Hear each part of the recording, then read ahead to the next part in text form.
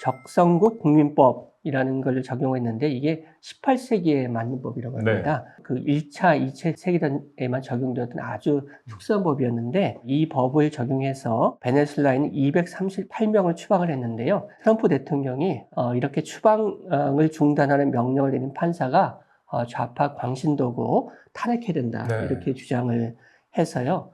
3월 20일 이코노미스트 기사에서 트럼프는 미국의 헌법을 넘어 미국 자체를 시험하고 있다. 트럼프 대통령은 미국 연방정부의 자금 지원을 받는 언론기관인 보이스 오브 아메리카가 반트럼프적이고 급진적이라고 비난해 왔는데요. 3월 14일 이를 해체하는 행정명령에 서명했습니다. 미국의 소리를 해체한다는, 그래서 한마디로 뭐 shut up, 입 닥쳐 이런 충격으로 다가오는데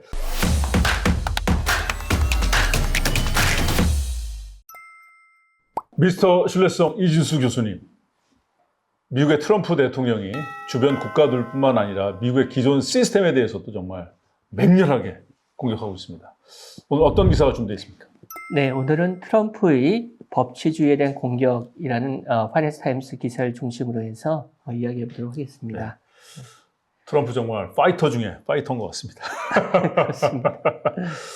미국 트럼프 대통령이 취임 이후에 주변 국가들에게 관세 인상, 또 유럽을 통해서는 이제 관계 재정립, 이제 기존의 국제 질서를 뒤흔들고 있는데 국내적으로도 기존 미국의 시스템 관행을 이제 아주 뿌리부터 바꾸려고 지금 시도하고 있습니다. 어떤 일이 펼쳐졌습니까?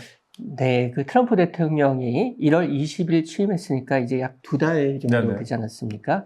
그런데 그동안 미국의 기존 시스템을 근본적으로 바꿀 수 있는 많은 조치들을 이미 해서요.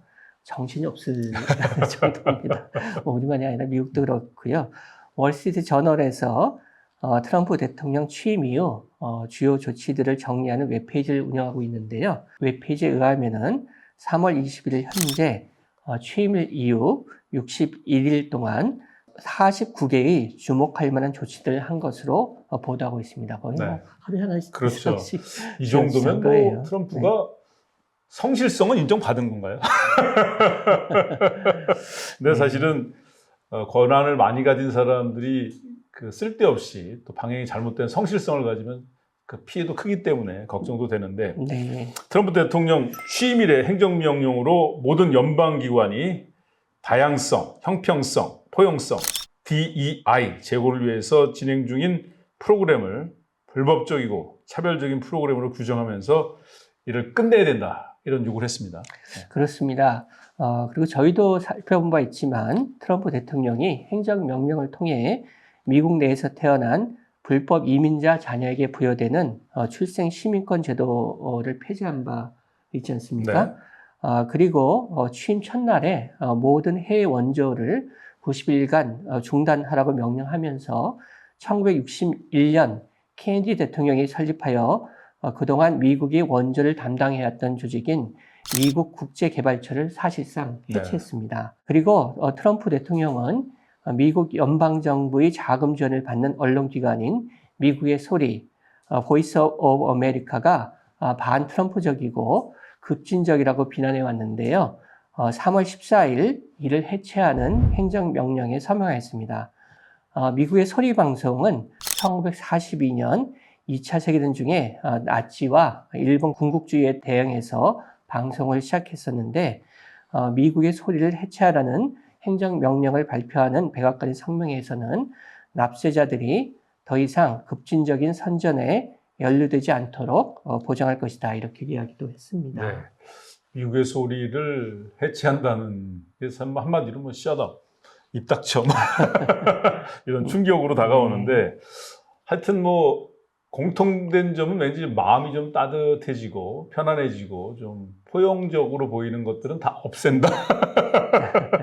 이런 게 트럼프의 일관된 방향이 아닌가 생각이 드는데, 트럼프 대통령 3월 20일 교육부 장관에게 교육부를 폐지하고 교육 관련 권한을 연방정부에서 주정부로 반환해라, 거기에 필요한 모든 조치를 취해라, 이런 행정명령에까지 서명을 했습니다.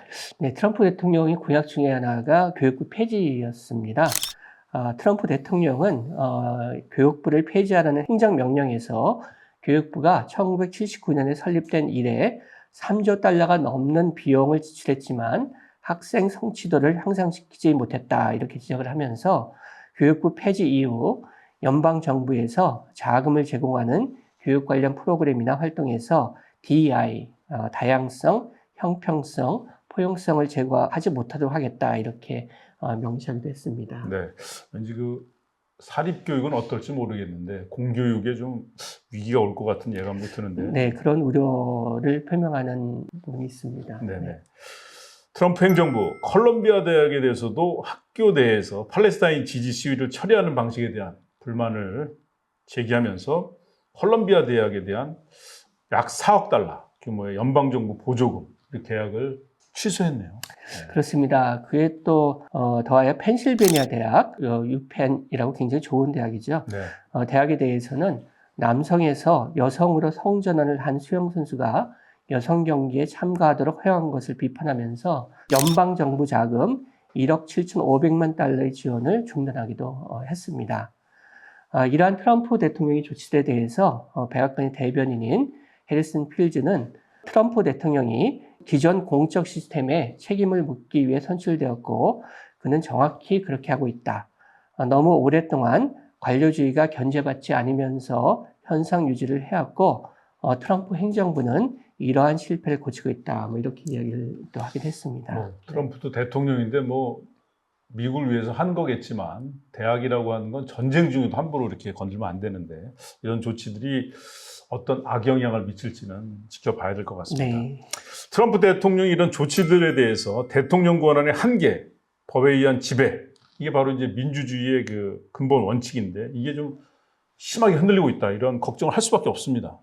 그렇습니다. 특히 그 3월 16일에 트럼프 행정부가 적성국 국민법이라는 걸 적용했는데 이게 18세기에 맞는 법이라고 합니다. 그리고 그 1차, 2차 세계대전에만 적용되었던 아주 특수한 법이었는데 이 법을 적용해서 베네수엘라인 238명을 추방을 했는데요. 엘살바도르의 그 악명 높은 감옥으로 이렇게 추방을 했습니다. 이 사건에서 추방을 중단하라는 법원의 명령이 있었거든요. 그럼에도 불구하고 추방이 이루어졌고요. 이에 따라서 그 법의 지배라는 원칙이 흔들릴 것이라는 그런 우려가 더 커지고 있는 상황입니다. 18세기에 만들어진 법을 과감하게 집행을 했습니다. 백악관에서는 법원의 명령이 내려졌을 때 추방된 사람들이 탄 비행기가 미국을 벗어났기 때문에 이런 조치가 법원을 무시한 게 아니라고 하지만은 눈 가리고 아웅이고요. 사실 트럼프 행정부에서 법원의 결정이 계속 무시될 가능성이 높아지고 있다, 걱정이 많습니다. 그렇습니다. 게다가 트럼프 대통령이 3월 18일 날 자신의 SNS를 통해서 이렇게 추방을 중단하는 명령을 내린 판사가 좌파 광신도고 탄핵해야 된다, 이렇게 주장을 해서요. 이러한 우려가 더 커지고 있습니다. 이런 상황에 대해서 보도하는 언론들의 기사 제목을 보면은 3월 20일 이코노미스트 기사에서 트럼프는 미국의 헌법을 넘어 미국 자체를 시험하고 있다.